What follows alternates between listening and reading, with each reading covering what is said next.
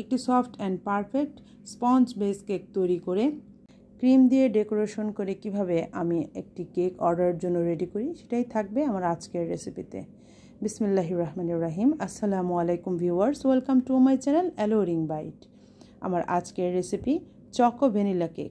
প্রথমে আমি chocolate base cake তৈরি করব। তার জন্য আমি এখানে নিয়েছি 5 টেবিল চামচ নিয়েছি ময়দা, 1 টেবিল চামচ পাউডার দুধ, 1 টেবিল চামচ কোকো পাউডার, 2 চা চামচ কর্নফ্লাওয়ার, 1 চিমটি লবণ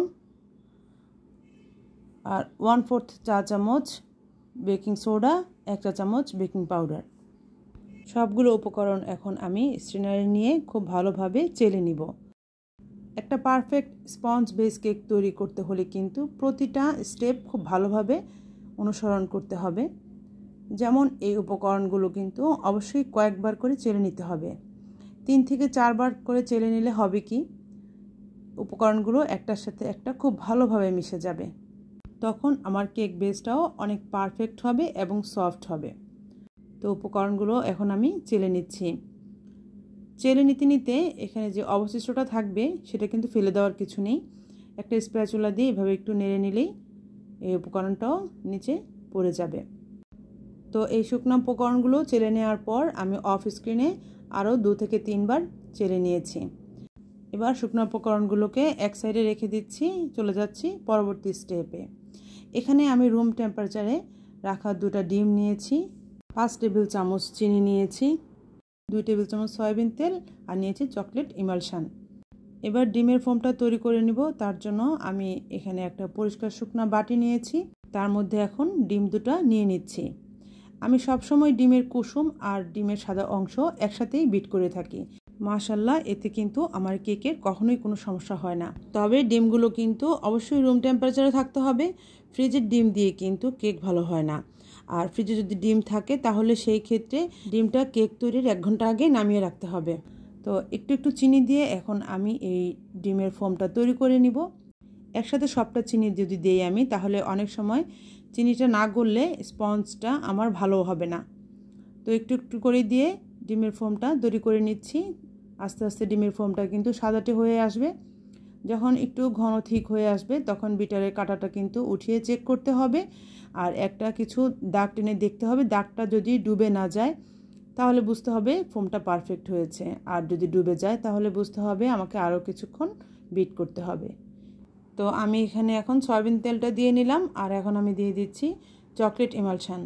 এখানে আমি 1 চা চামচ চকলেট ইমালশন দিয়েছি। কিছুক্ষণ বিট করব, তবে এবার কিন্তু আমি বেশিক্ষণ বিট করব না।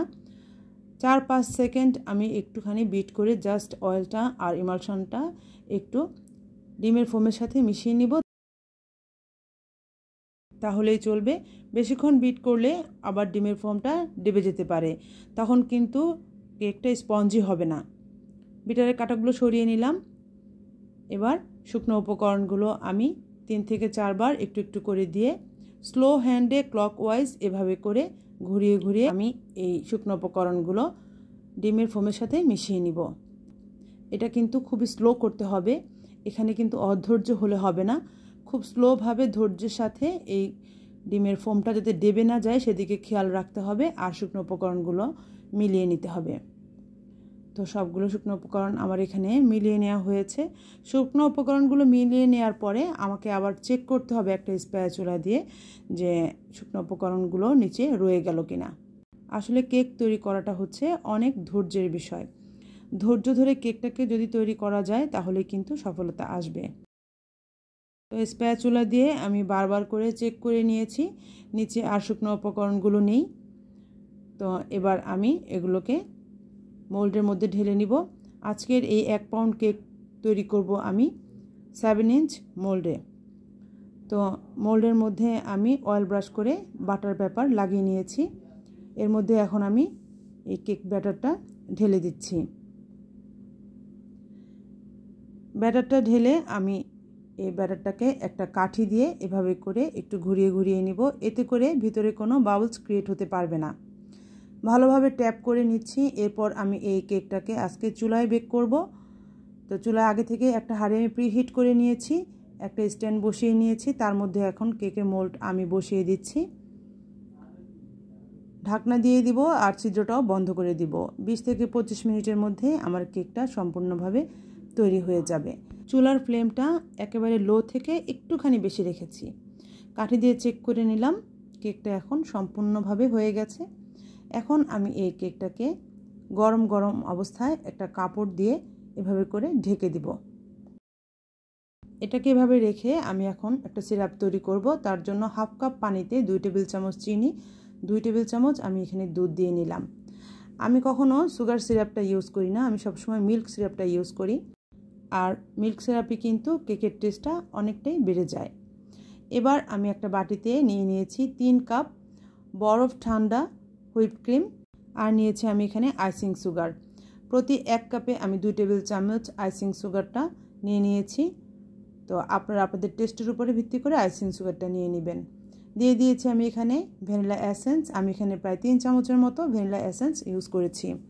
সাধারণত 1 পাউন্ড কেকের জন্য 1 থেকে 1.5 কাপ হুইপ ক্রিম হলেই চলে, কিন্তু আমি এখানে 3 কাপ নিয়েছি, কেননা আমার এখানে কেকের অর্ডার ছিল একটা 1 কেজি আর একটা হাফ কেজি। তো তাই আমি 3 কাপ নিয়ে নিয়েছি। আর এখানে আমার ক্রিমটা হয়ে গেছে বিট করা। ক্রিমটা কিন্তু বিটারের কাটা থেকে পড়ছে না, এতে বুঝে নেওয়া যায় যে আমার ক্রিমটা এখানে পারফেক্ট হয়েছে। তো কেকটাকে সাইজ করতে করতে আমি ক্রিমটাকে কিছুক্ষণের জন্য এভাবে র্যাপার দিয়ে ঢেকে নর্মাল ফ্রিজে রেখে দিব। তো কেকটাও এখানে ঠান্ডা হয়ে এসেছে। এবার আমি সাইডটা একটু ছাড়িয়ে নিচ্ছি মোল্ড থেকে। এবার একটা কেক বোর্ড দিয়ে আমি কেকটাকে একটু মোল্ড থেকে বের করে নিচ্ছি।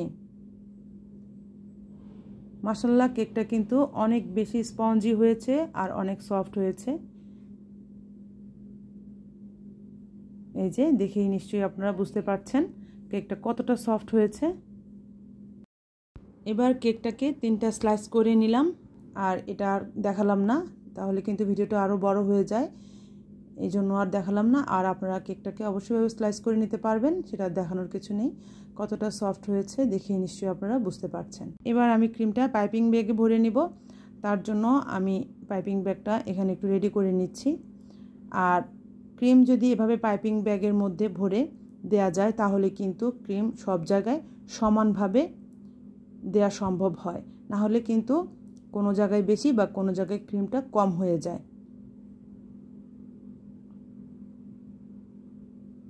তো ক্রিমটা এখন পাইপিং ব্যাগে ভরে নিচ্ছি। ভেতরে যেন ফাঁকা না থাকে ক্রিমের ভেতরে, সেই জন্য ভালোভাবে হাত দিয়ে চেপে চেপে ক্রিমটাকে পাইপিং ব্যাগের মধ্যে সেট করে নিতে হবে। কেক বোর্ডের মধ্যে আমি সামান্য একটু ক্রিম লাগিয়ে নিলাম। এবার 1 স্লাইস কেক দিয়ে দিলাম। এর উপরে এখন মিল্ক সিরাপটা দিয়ে নিচ্ছি। স্পঞ্জ কেকে সিরাপটা কিন্তু অবশ্যই দিতে হবে, না হলে কিন্তু স্পঞ্জ কেকটা গলায় আটকে আসার সম্ভাবনা থাকবে। তো এবার ক্রিমটা দিয়ে আমি খুব ভালোভাবে ক্রিমটাকে স্প্রেড করে দিব। যেহেতু আমি চকো ভ্যানিলা কেক তৈরি করছি, সেহেতু আমার বেস কেকটা কিন্তু আমি চকলেট নিয়েছি, আর আমি ক্রিমটা তাই ভ্যানিলা নিয়েছি। ক্রিম তৈরির ক্ষেত্রে মাথায় রাখতে হবে ক্রিমটা যেন ওভারবিট না হয়ে যায়।